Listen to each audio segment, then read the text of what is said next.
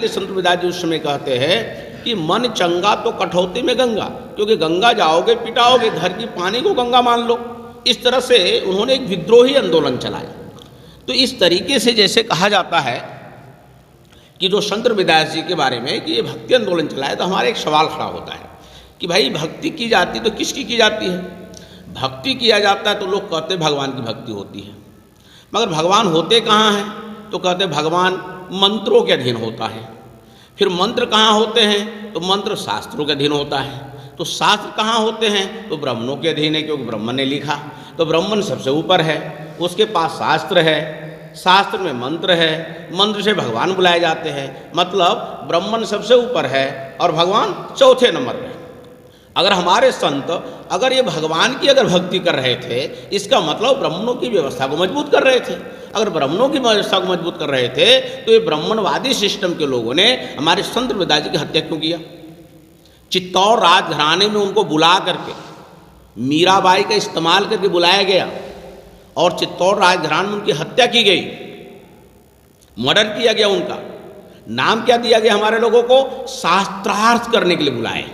भाई अगर शास्त्रार्थ करने के लिए बुलाए और बताते हो कि उन्होंने जो औजार था चमड़े काटने का, जूता काटने का, तो उस औजार से उन्होंने क्या किया? संत रविदास जी ने शरीर को फाड़ के जनेऊ दिखाया। अब सवाल खड़ा है कि जब शास्त्रार्थ करने के लिए गए थे तो औजार क्यों लेके गए थे? जूता काटने तो गए नहीं थे, चमड़ा काटने तो गए नहीं थे, वो शास्त्रार्थ करने गए थे, तो औजार क्यों लेकर के जाएंगे?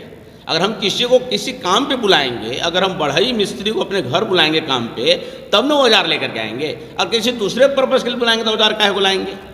तो मकसद ये था कि शास्त्रार्थ करने के बुलाए और वहाँ पर उन लोगों ने चित्तौड़ राजघराने का लोगों ने हमला किया। आज चित्तौड़ राजघराने में उनकी समाधि स्थल बनी हुई है जहाँ उनका मर्डर किया गया।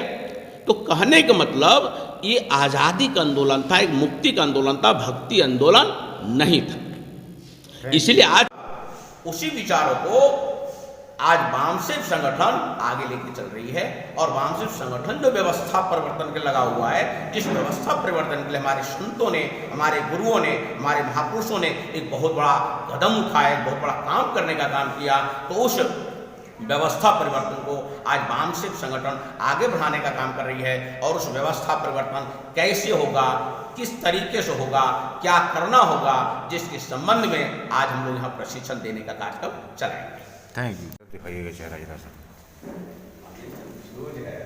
बहुत बढ़िया। हाँ ठीक है।